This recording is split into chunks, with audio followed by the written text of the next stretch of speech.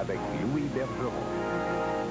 En fait, ce soir, eh bien, la terre a encore tremblé ce soir en Amérique. Le député conservateur de Chambly démissionne du caucus du parti. Et à franc-parler, nous analysons le tremblement de terre. Alors, bonsoir, mesdames, messieurs. Une grande partie de l'Est du Canada et des États-Unis a été secouée ce soir par un tremblement de terre survenu à exactement 18h48, comme d'ailleurs en témoignent ces images que nous allons vous présenter, qui ont été tournées à 18h48 au sommet socio-économique de Rivière-du-Loup. Le Centre de surveillance géologique du Canada, à Ottawa, indiquait que le séisme avait une intensité de 6,4 sur l'échelle de Richter. Son épicentre se trouvait à une centaine de kilomètres au nord de Québec et à 35 kilomètres du sud de Chicoutimi. Ce séisme, le plus important depuis 1935 au Québec, était relié au tremblement de terre d'une intensité de 4,5 degrés sur l'échelle de Richter enregistré samedi dernier dans la région du Saguenay. La région de Québec a ressenti fortement ce tremblement de terre à cause de sa proximité de l'épicentre du séisme.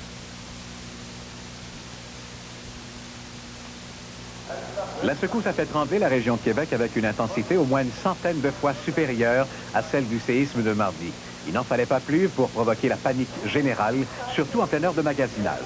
Les gens paniquaient, les employés de magasins paniquaient, tout le monde paniquait. Le courant manquait instantanément, puis là, c'est le gros coup s'est donné quand le courant a manqué.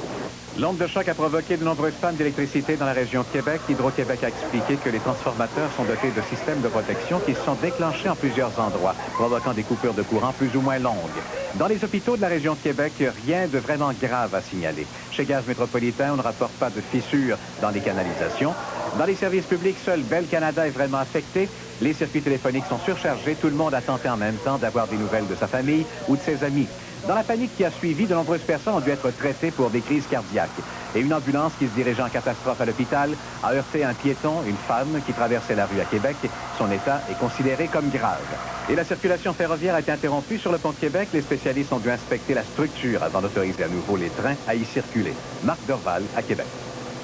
À Montréal, aucun dégât majeur n'a été signalé. Les tours d'habitation et les bureaux ont toutefois tremblé. La secousse a été ressentie dans toute la région de Montréal. Depuis, les pannes d'électricité se sont produites en divers endroits.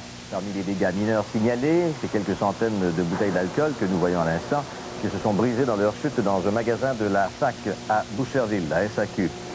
Ailleurs au Québec, une opération d'évacuation a eu lieu dans un quartier de Jonquière, Saint-Jean-Eudes, où une fuite de gaz chlorhydrique se serait produite dans une usine de l'Alcan.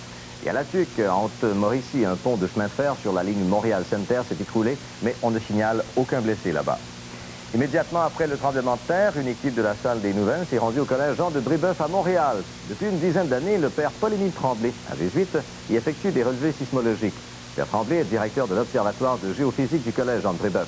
Nous lui avons parlé lorsqu'il était en conversation avec un membre de l'équipe du Centre sismologique d'Ottawa, quelques minutes après les secousses. Voici les commentaires du père Tremblay après cette conversation. Ils ont localisé l'épicentre et l'épicentre est exactement au même endroit que celui du tremblement de terre de Jonquière.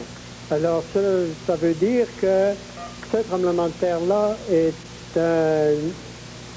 on dit en français une réplique, en anglais, ils appellent ça un aftershock. C'est un tremblement de terre qui a atteint quoi sur l'échelle de Richter?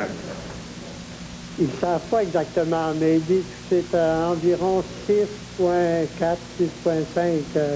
Ils disent que ça atteint ça. Le père Tremblay sera intéressé.